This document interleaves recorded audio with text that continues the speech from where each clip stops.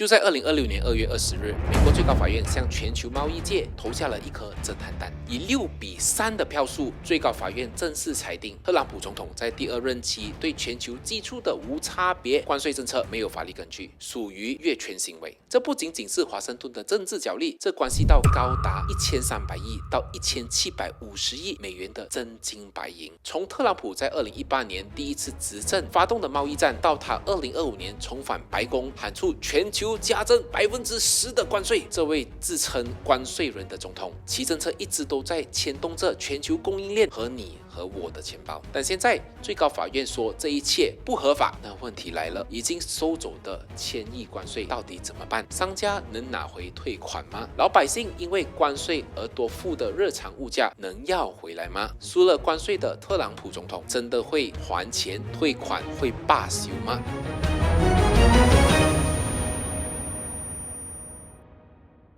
要看懂今天最高法院的判决，我们必须要先回到2018年，也就是特朗普第一次执政的时期。当时他一上台就挥着关税大棒四处出击，但他当时用的武器是明确美国国会法律授权的，只要程序走对了，法院通常很难推翻。特朗普第一任任期的时候，主要就依赖这2把尚方宝剑。第一把以国家安全为名的绝对防御232条款，1962年贸易扩展法，它的核心精神是，只要进口商品威胁到美国的国家安全，总统就有权利限制进口或者是加征关税。这不是总统一句话就能决定的。首先，美国商务部必须立案调查，调查期最长可以高达270天。他们会评估美国自己生产的钢铁够不够造坦克啊，造飞机的铝材会不会太依赖外国啊。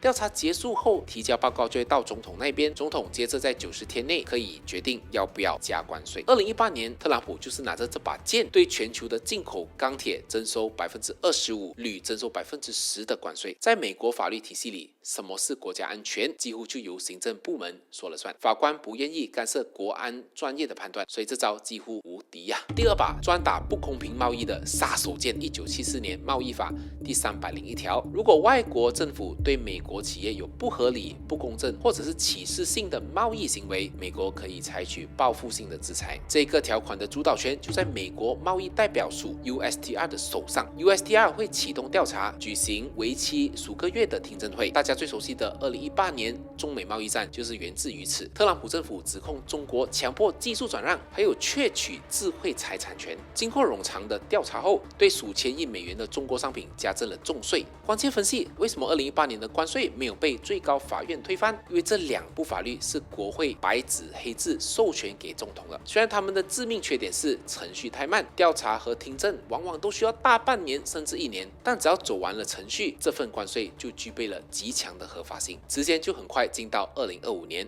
特朗普赢得了大选，强势重返白宫。这一次他不打算再等那大半年调查程序了，为了兑现上任第1天就行动的竞选承诺，他追求快很准。于是他动用了一个非常危险也极度具有争议性的法律武器，1977年国际紧急经济权利法，简称 IEEPA。 这是一部原本设计用来应对国家紧急状态的法律。过去的总统通常是用它来冻结恐怖分子的财产，或者是制裁敌对的国家，但特朗普的操作堪称疯狂极限。他宣布美国面临经济和国际收支的紧急状态，然后利用 IEEPA 里赋予总统管理进口 regulate importation 的字眼，直接就绕过国会和冗长的调查，一夜之间就对全球征收10%的基础关税。这导致美国在2025年平均有效关税税率从原本不到3%，瞬间攀升到2位数，进口商哀鸿遍野，供应链大乱，美国本土的物价也随之水涨船高，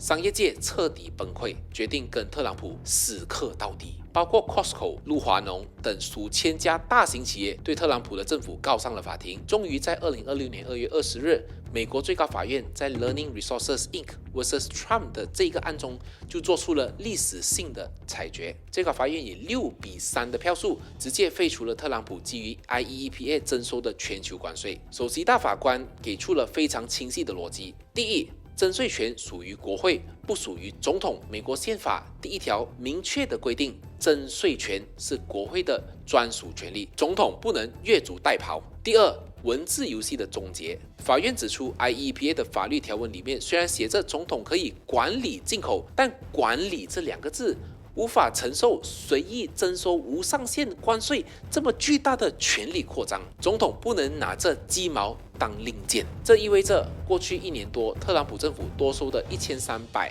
甚至到1750亿美元关税，从头到尾都是违宪，没有法律根据的。既然关税违法了，那政府是不是应该把钱吐出来呢？这就是目前全美国最头疼的问题了。就连投下反对票的保守派大法官卡瓦诺都在意见书里面吐槽说，这一场退款绝对是一场大灾难。我们来拆解这个退款的机制最残酷的现实。第一，商家要如何拿回退款？商家是把关税交给了海关，钱不会自动退到他们的户头里啊，商家必须要花大钱去请律师，准备海量的进口单据去海关还有法院那边申请退款。贸易专家预估这个流程可能会卡在官僚系统里面拖个12到18个月，甚至好几年。第二个核心问题，老百姓和消费者能拿回退款吗？答案非常残酷，几率几乎为0。当初进口商缴了高额的关税后，早就把成本转嫁到商品售价上了。消费者去超市买东西，付了更高的价格啊，承担了这10%的代价。但在法律上，纳税义务人是进口商，不是消费者。所以当政府未来把这几百亿退下来的时候，支票是寄给企业的，企业赚了退款的差价，而老百姓多付的物价呢，就像泼出去的水，永远都收不回来了。就在所有进口商开香槟庆祝，以为1000亿关税的噩梦终于结束的时候，剧本迎来了疯狂的反转。最高法院的判决才刚出炉几个小时，特朗普就立刻召开记者会，打出了他备用的底牌。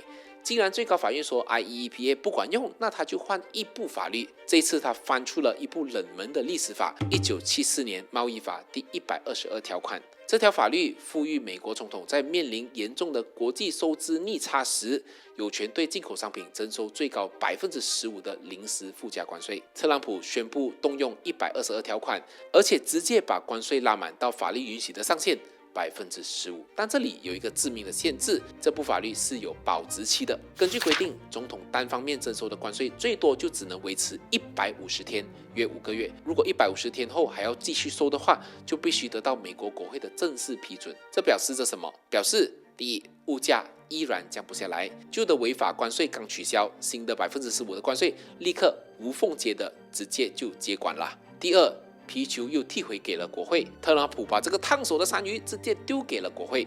150天后，国会要延长关税，还是让关税失效？这将引发史无前例的政治风暴。第三，法律战的无限轮回，律师们已经准备好再次把122条款告上法庭。这场关税大战不仅没有因为最高法院的判决而落幕，反而变成了一场为期150天的极限拉锯战。相信重点是他要退款给你都不知道去哪里找钱大部分可能都拿去打仗用了啦。总结来说，从2018年合法但缓慢的232与301条款，到2025年粗暴但违宪的 IEEPA， 再到2026年最新技术只有150天寿命的122条款，这是一场行政权与司法权、立法权的极限博弈。商业界或许迎来未来退款的微弱希望，但对于普通的消费者来说，他们依然是被绑在这辆关税云霄飞车上，默默承受物价上涨的最终买单者。这里是金融风花社，如果你喜欢今天的分析，记得点赞、分享和订阅哦。我是宋，我们下个视频再见，拜拜。